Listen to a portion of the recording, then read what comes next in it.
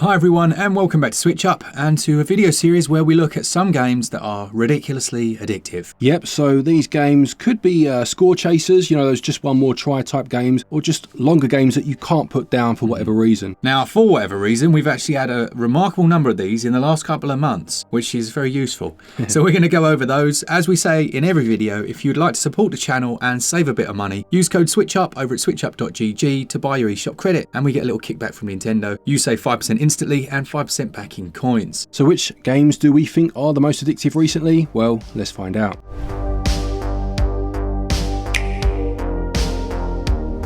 Alright, let's start off then with one that all of you, or most of you will know and has also done very well for its series. It's Pikmin 4. Yeah, the Pikmin series in general just has that addictive loop to it. Not just in terms of the actual gameplay, in terms of having to collect whichever item it is, in that particular game. In this case, it's a series of treasures that you need to find. But the thing I find most addictive about it in a strange way, almost quite a morose way actually, is trying to keep your Pikmin alive, and you'll overplay or replay days and days or rewind time in this new one, which is handy, just to try and keep them alive. I'd say that's probably one of its most underrated mechanics and elements that no one talks about. Because obviously I played 1 and 2 for the first time recently, and that was exactly the thing that compelled me. Yeah. Like there's a timer on that one, and you're obviously running towards your ship, and you're genuinely concerned that one's going to get left behind. Exactly. It's funny. The only other game, because generally in these sort of games, your soldiers, if you like, they're expendable, aren't they? Yeah. But in this, you want to keep them alive. And the only other game I can think of where I had that feeling was like Fire Emblem, where you want to keep all your troops alive. And I remember completing, I think it was Awakening, and not realising that I'd let one of them die and being devastated. Like, I'd completed the game, but one of them had died. I didn't realise. I would have replayed the level otherwise, But that's a great aspect of Pikmin, as you say, that maybe people don't realise. Completely. It's funny you should say that as well, because back in the day on the old PC games I used to play, it was very much more common that you would have permanent deaths in games, and I actually like that.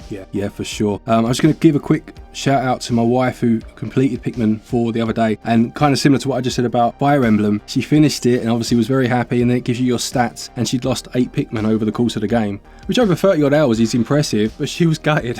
She was like, oh no, when did that happen? So yeah. Lovely stuff. Alright, next up then is a game that we mentioned a few months back. It's called Factorio. This one is very interesting, and I must admit I did have my eye on it because I'd seen on Steam it was much loved. The Switch version sees you play as a small character, and then how does it work? You have to build a factory? Yeah, basically. So you crash land on a planet with very few resources other than basically your ship, which is now decimated, and you need to go out and forage and find resources to start to build a factory, ultimately a factory, but build machines to get you up and running. What I like about this one is the kind of ultimate aim is to aim for a level of automation where things basically run themselves, and even from an early stage you see that in terms of conveyor belts and stuff, and obviously it gets bigger. But what is also quite interesting about this, as you mentioned, you play as a person, and you have to defend yourself against attacks from wild creatures, or as it moves on, say like rival companies. You just don't normally see that in this sort of game. That's really cool. What I've just seen there as well that I didn't realise is that this one has a cooperative element that can be played with up to 64 players online. Yeah, now I've not tried the multiplayer, so I don't know how that works, but that's quite an impressive number, isn't it? Be very interested to know how that does work. If any of you have played it, even if it's not on the Switch, just let us know how that multiplayer plays out. As far as negatives go, would you say the controls, I've seen in some of the comments, controls might be a bit of an issue with this one? Yeah, the biggest issue was obviously coming from a keyboard and mouse onto a console. Some games get that right. This one, it's just so intricate. There are so many different menus to delve into, and so many drop down bits and whatnot, that it is quite cumbersome, which is a shame, but it's a great game to persevere with, and it does have quite an extensive demo if you want to try those controls out first. Yeah, that's a good shout. Checking out the demo is probably the way, and you'll know pretty quickly whether those controls will work for you or if it's just a bridge too far. Got a building pun in there as well. I like it. Yeah. Very droll. Following on from that one is a game that I really wanted to talk about because when it came out, it had a number of performance issues, and I think we were one of the only reviews, at least that I saw out there, and sometimes that can be quite damning for a game, especially if they then go back and patch, which Novalands has done. Yeah, I seem to remember when this released, it's one of its taglines was that it mixes something like Forager with Factorio. And you can clearly see that in the visuals, where it takes that cutesy, I suppose, for want of a better term, art style, but obviously mixes it with that highly addictive gameplay loop.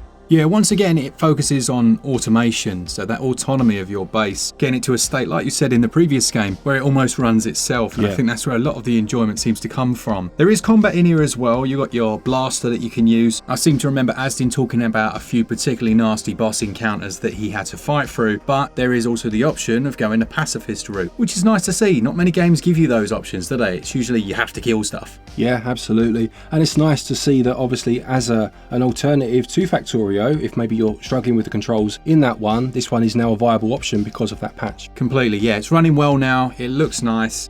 Definitely a good option for you. Plus it fits into just over a gig, so not much space needed. Following on from that then, we have Might and Magic Clash of Heroes. Now this is a game that's been out for a while. It was on the DS originally, that's where I first played it. The Might and Magic series itself has been out for a long time in various forms. And what I found so addictive about this, it's basically, it's a turn-based strategy game, I guess, but with a very heavy emphasis on puzzling. And you need to use your troops in a variety of ways to try and damage the opponent and knock their health bar down. So if you align 3 similar troops in a vertical stance, they'll attack the opponent when their turn comes. If you align them in a horizontal stance, they'll form a defensive wall. And it's about using your troops to the best of your ability to obviously to win each battle. Now, if I compare this to something like, say, Puzzle Quest, which is a very similar game in some respects, when I played Puzzle Quest through and I finished that game, I think it took about 20 odd hours, similar to this one in terms of length. Coming towards the end of that game, as much as I enjoyed it, every time I got into a random battle, it was like, oh, you know, like,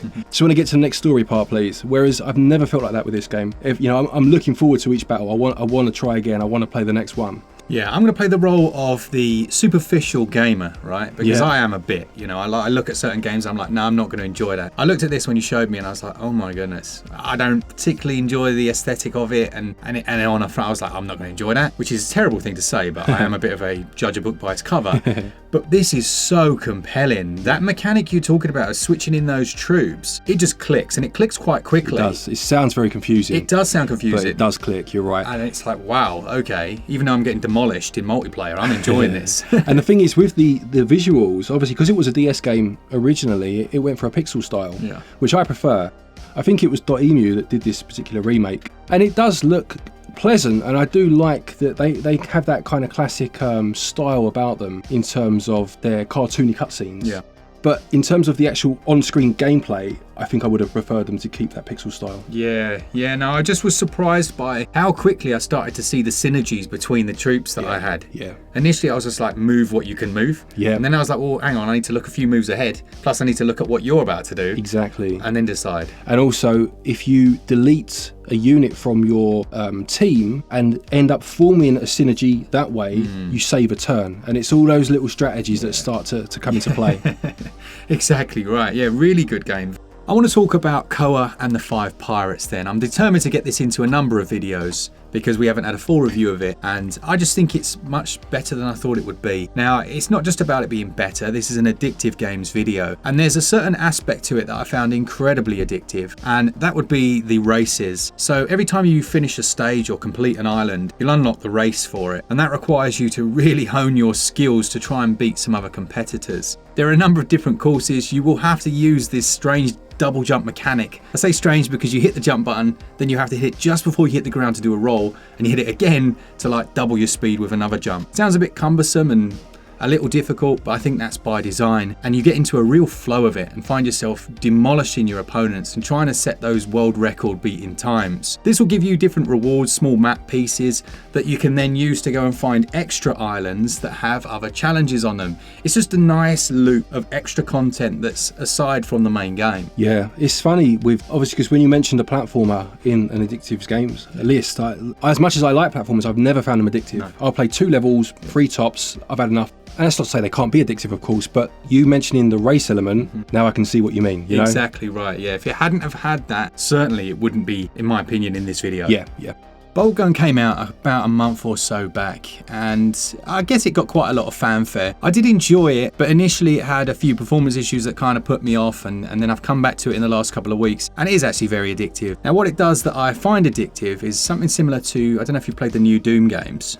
I have, yes. Yeah, there's a mechanic in all of those that essentially is created to keep you pushing forwards. Yeah. So if you do melee attacks, then they burst into like ammo and health, and it just keeps that constant momentum. Yes. This time around, you've got a sword that enables you to jump from enemy to enemy, right, which is really cool. So you like jump towards them, chainsaw them in half, and it keeps that same flow going. I wouldn't say it's quite as addictive as the Doom series, but I do still have that feeling that I can't stop. Like, it almost feels like if I let go of the controller, it's going to be game over, which I guess it will be. Yeah, that's true.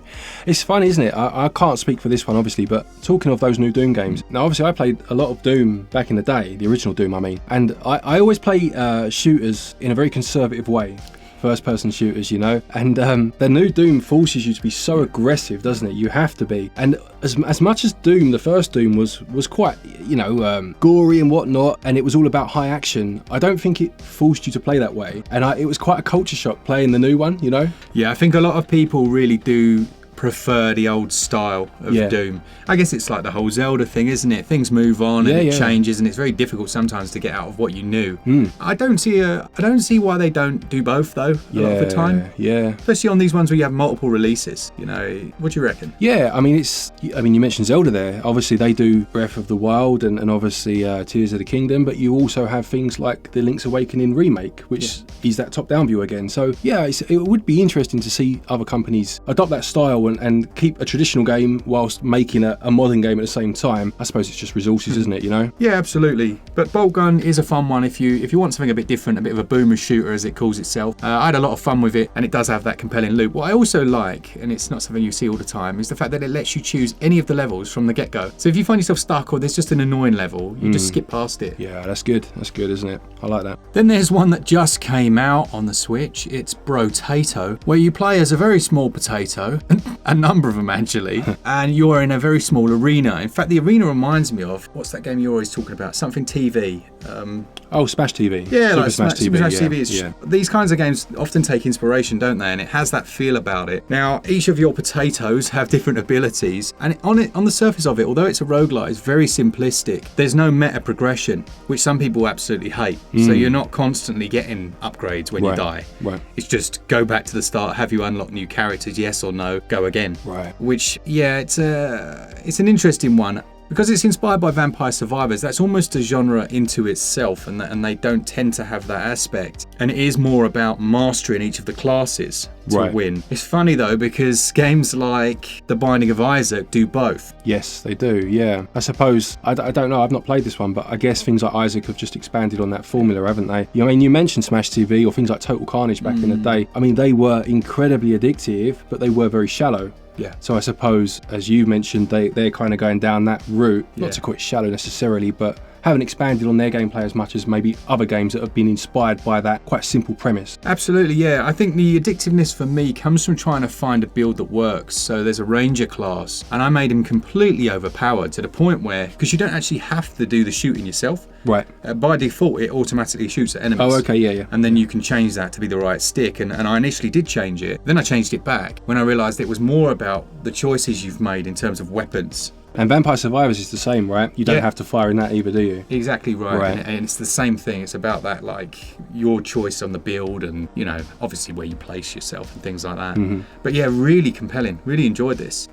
Then we've got Ember Flame, which released a couple of weeks ago as well, and it came at a time there was a couple of really good roguelites dropped at the same time, and we're talking about another one of them in this video. But Ember Flame was very traditional. This is, have you played Hades? Yes, yeah, I like Hades. Very good game. This is exactly the same Hades formula. Right. Like, it is to a T. You pick your weapon, you go on a run, and each room that you go through, once you've killed all the enemies, you make a choice about where to go next. Yeah. You know, one will give you more health, one will give you a weapon. It's exactly the same. And in that regard, I guess you could say that it doesn't do anything new or original, but what it does do, it does very well. You know, the controls are nice and tight. It's got 4-player multiplayer, which I have to say Hades doesn't have. Yep. So you can have people drop in and drop out and just join you on your death, let's be honest. And you're just pushing through it. And also this one has elements of handcrafting, so there are certain areas that will slot into different orders. Yeah. But they're handmade, if you know what I mean. Yeah, a few of these do that, don't they? It's almost like a puzzle piece, isn't it? Exactly. You'll take that room and slot it in here this time. Yeah. Exactly right. And you're working your way through set bosses,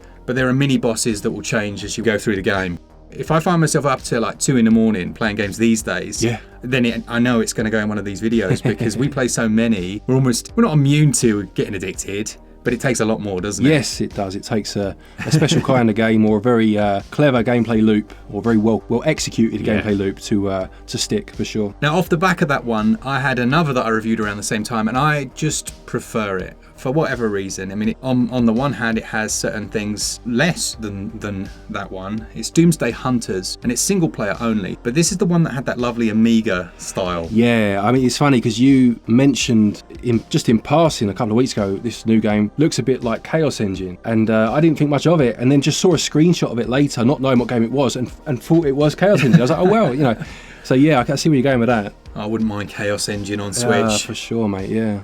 But Doomsday Hunters, it's a slightly different formula. I actually prefer this one. So the characters, as we were saying before, they just augment the gameplay. You don't really need to rely on their specific skills and abilities. They kind of change up the difficulty in many ways. One of them will have ranged, one of them will have close range melee attacks. You do very much have to control your attacks here, the direction, the rolling out the way. And each area basically has 4 different paths that you can move on from. You don't know what you're going into. Yeah. So that's the difference, I guess, between this and Ember Flame, is that you just kind of have to hope. But like Isaac, it has that thing where it has a map and you can get different abilities that allow you to see into certain areas so you know where the boss is and things like nice. that. Yeah. In fact, this is very Isaac. Right. Yeah, whereas the other is very Hades. This is very, and that's probably why I liked it more. Yeah. That's basically we've just had an epiphany. I've had an epiphany. Yeah, this is very much for fans of Binding of Isaac, and also what's the other one where you're shooting? Gungeon. Enter the Gungeon, yeah. For the fans of those two, this is your choice. For pure Hades fans, the other one is your choice. Nice. It does have procedural generation again. It does use the same puzzle piece mechanic that Glen spoke about. And your first few runs, they're not going to be too challenging. It's one of those that's like middle of the road difficulty with the first few characters you unlock. And then this actually gets more difficult as you play and unlock new characters. Right.